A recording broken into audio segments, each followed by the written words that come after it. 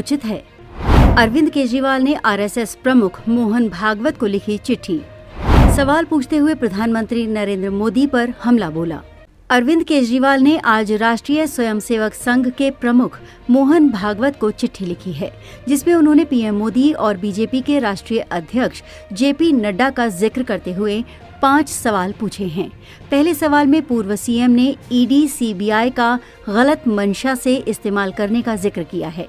दिल्ली के मुख्यमंत्री पद से इस्तीफा देने के बाद आज आम आदमी पार्टी के राष्ट्रीय संयोजक अरविंद केजरीवाल हरियाणा चुनाव में पार्टी के लिए प्रचार कर रहे हैं।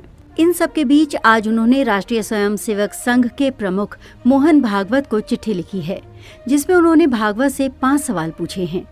बता दें, इससे पहले जंतर मंतर पर जनता की अदालत को संबोधित करते हुए भी मंच से केजरीवाल ने आरएसएस चीफ से सवाल पूछते हुए प्रधानमंत्री नरेंद्र मोदी पर हमला बोला था।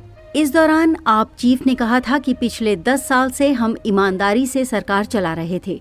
हमने बिजली पानी मुफ्त किया, लोगों के लिए इलाज मुफ्त किया, शिक्षा को बेहतरीन बनाया।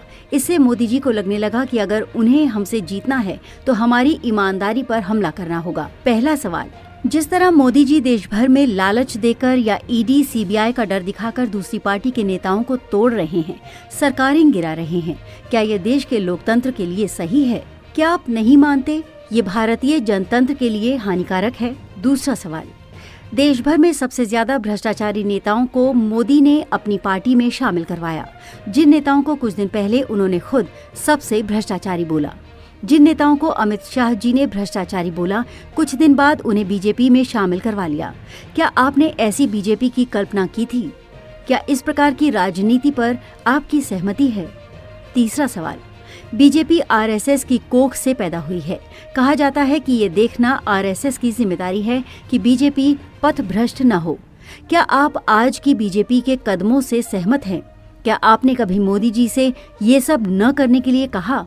चौथा सवाल, जेपी नड्डा ने चुनाव के दौरान कहा कि बीजेपी को आरएसएस की जरूरत नहीं है।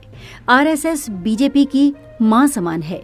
क्या बेटा इतना बड़ा हो गया कि मां को आंखें दिखाने लगा है?